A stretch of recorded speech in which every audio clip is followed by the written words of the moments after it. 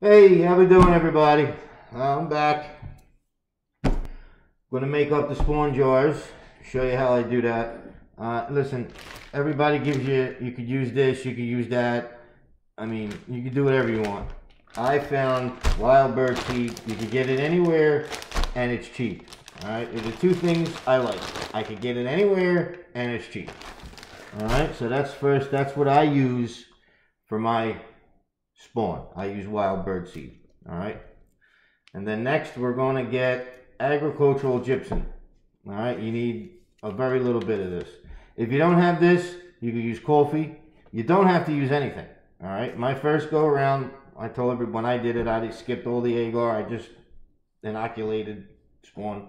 I used coffee, and then the next time I inoculated, I actually forgot this, and everything was fine. It still came out, still grew nice, everything was fine. So, all right, you know what I mean?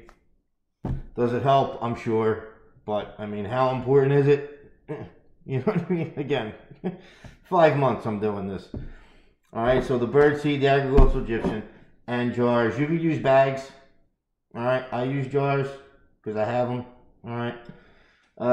I'm going to inoculate 4 jars, so I'm going to take 2 jars of dry bird seed, and that's going to give me 4. It'll be around. It'll fill up to about here. You don't want to fill it all the way up, because when we shake it up, I'll show you that too. But you want to have room up top.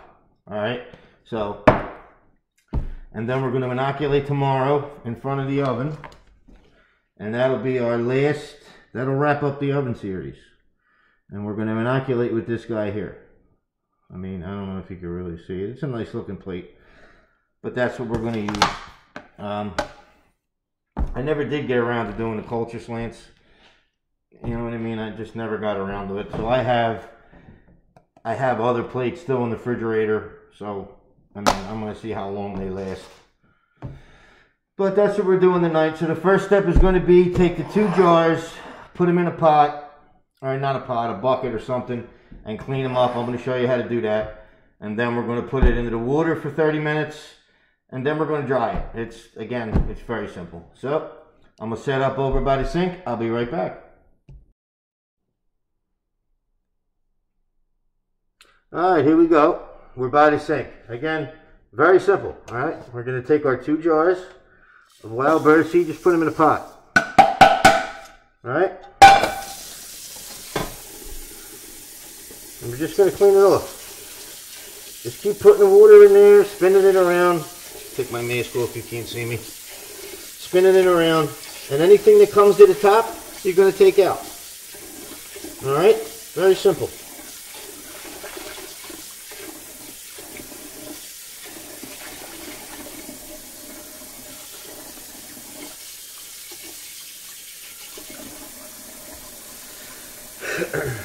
Yep. It's a really nice night here. I'm going to have to close the pool soon. End of the season. Alright, so just move it along, move it around. Clean it up, move it around. Alright, now anything that's on the top, like I said, is history. You just pull it out. That's it.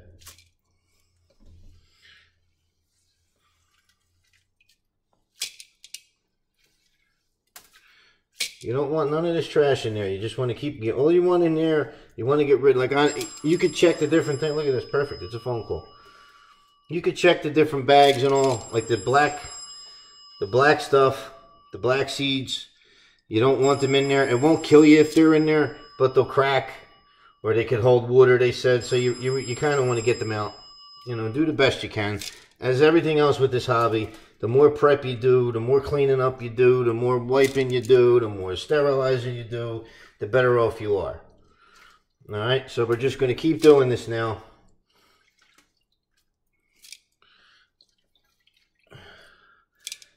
Until when you clean, you know, you want the water to be sort of clean. Like right now you can see it's dirty, it's not really clean. And also when you get most of the stuff out, you could just pour, because you're gonna rinse it. You want to keep rinsing the water, and all that stuff on the top will just come out.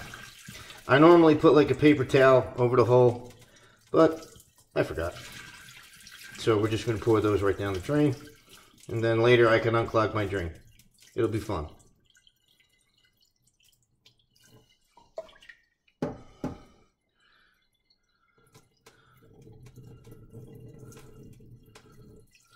Just get rid of all that water, all that stuff on the top. Just pour it. Like I said, you could probably wouldn't hurt to put a strainer or something over your drain, but you know. Just lose the water. You're just gonna do it again. Get all that water out of there. And run it again. And you're just going to keep doing this. Alright? You're going to keep going with this until the water's nice and pretty clean. You know, it doesn't have to be perfect. You are going to pressure cooker sterilize it, so it doesn't have to be crystal clear. But, I mean, 3-4 rinses, you know, and you're good to go. It'll be good to go. Alright, so I'm going to stop it here, and we'll come back when we're at the sink, getting ready to barrel it up. Alright, see you in a minute. While we wait for the water to come to a simmer, I want to discuss the pressure cooker. Alright? This is listen. This is, you need to be paying attention. Read the book. I got a 23 quart. That's what I use. Alright? It's important you read the book. The key to this, a lot of water. As long as there's water in here, you won't have any problems. You gotta have water in here. Alright? You have to have water. You gotta have enough water in here. As long as you have water in here, you won't have any accidents. Alright? So here's what I did to make sure I don't go longer than an hour and a half for nothing. When we do our jars to spawn, we're gonna do it for an hour and a half. Here's what I use. Listen. Stainless steel screws, little bolts, and nuts. Alright? Put them in, and that gives me plenty of water to do what I need to do. Alright? Again, read your instruction manual. Learn about this. Don't just, start firing it up and go. Make sure you have plenty of water in here. It's very important. And what you're going to do is you're going to put your jars, your bags. I'll load them over there when we do it. I mean, it's simple. I don't do a lot, so 4 just sit on the tray, and that's it. But I'll show you. Plenty of water. You want plenty of water. And you're going to pressure cook it at 15 psi for an hour and a half. And that's it. Alright? So, we're waiting for the water to simmer and all that. I'm going to set everything up, and then, of course, I will be right back. I shall return. Alright, real quick, for you people out there who timer for 30 minutes. Alright?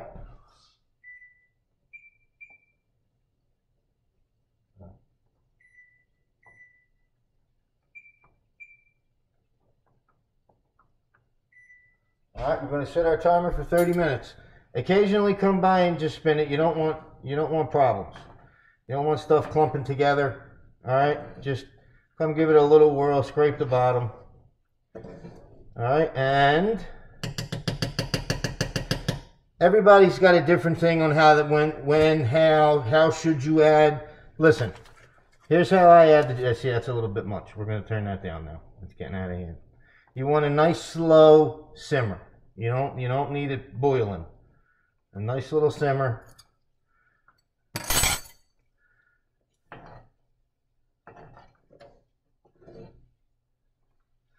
And then you're good to go. Now, like I was saying, everybody talks about when, should, how. Take it, put it in there. I mean, that's it. All right? We're really simmering here.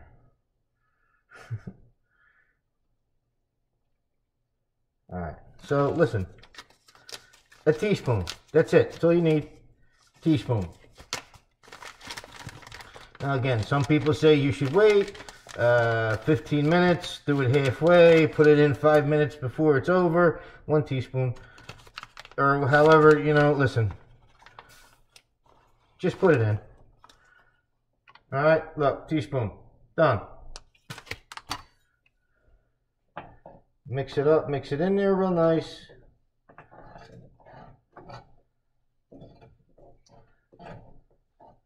again, do what works for you.